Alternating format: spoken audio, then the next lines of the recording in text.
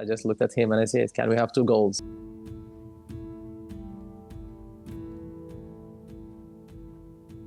In 2012, I was, how to say, it was my first Olympics. I had no experience. I was that new young guy coming up, but no one knows really about.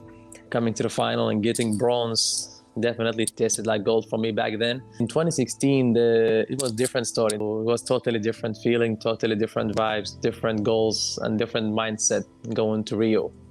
In 2020, I was a totally different high jumper. I know how to deal with different kinds of atmosphere. I know what to do. So I would say I'm a graduate high jumper now in 2020.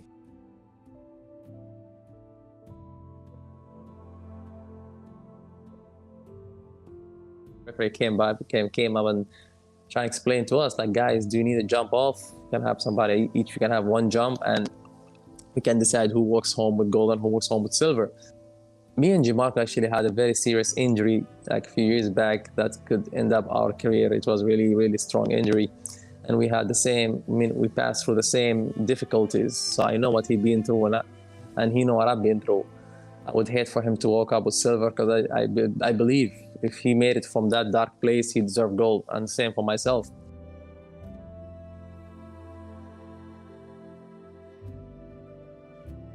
I mean, the sport is the language that everyone literally speak. We don't have to speak the same language. We don't have the same value. We don't come from the same place. We don't have the same religion, and all that differences. But when it comes to sport, we're really the same. We communicate, even though we can't talk. We communicate. So for me, sport is way bigger than just the performance, or way bigger than just actually the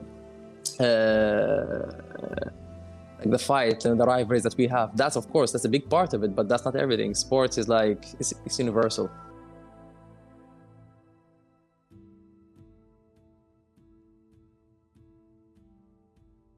Your body we can train, but your mind, you also need, most people don't understand that the mind also need to be trained. You need to know when I can go, when you can take a break.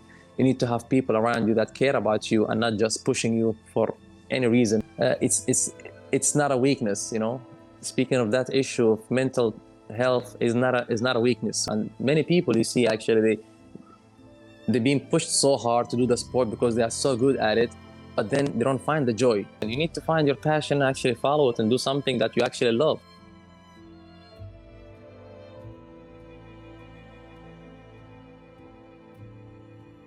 I don't take anything for granted. I really don't know.